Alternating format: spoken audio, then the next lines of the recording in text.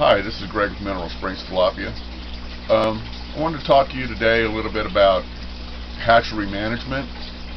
Of course, we all know about having breeder tanks and fry tanks, and constant feeding of the fry, water quality checks, temperature checks, all the basic stuff. We already know all that. One thing that I haven't seen on the internet, and I think is very important, is generational control of your fish. Okay? Alright, so you start off with a breeder colony. That breeder colony, when you get it in, will be generation F0. Okay? That's your first generation. Now, all of their babies, regardless of when they're born, all of that breeder colony's babies will be generation F1.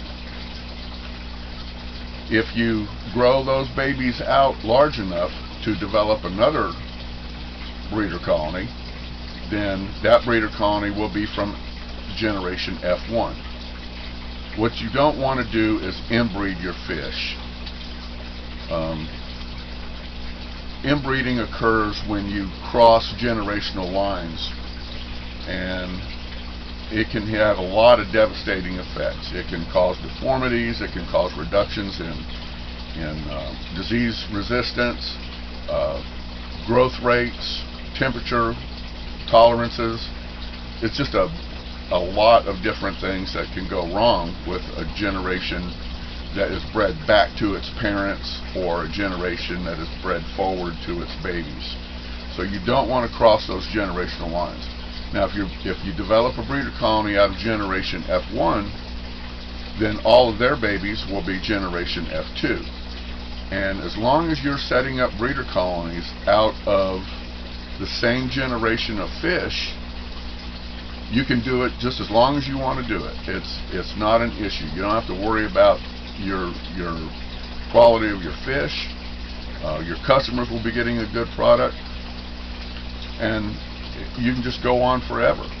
But once you cross those generational lines within your hatchery, then you have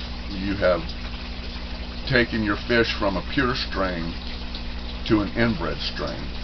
You don't want to do that. It's very important that you don't cross generational lines when you're dealing with breeding these fish. And it's easy to do. There's all kinds of, if you tag this tank, here's a generation of fish in this tank, all one clutch of babies. If I tag this tank and I say this is F3 or F2 or whatever, and that tag falls off and gets destroyed, and you don't remember what this is, and then you have another generation of fish, and they all grow up at different rates, but you might grab a big male out of your tank and then 5 small females. Well, the big male may be generation F2, and the small females might be generation F3. You do not want to breed them that way.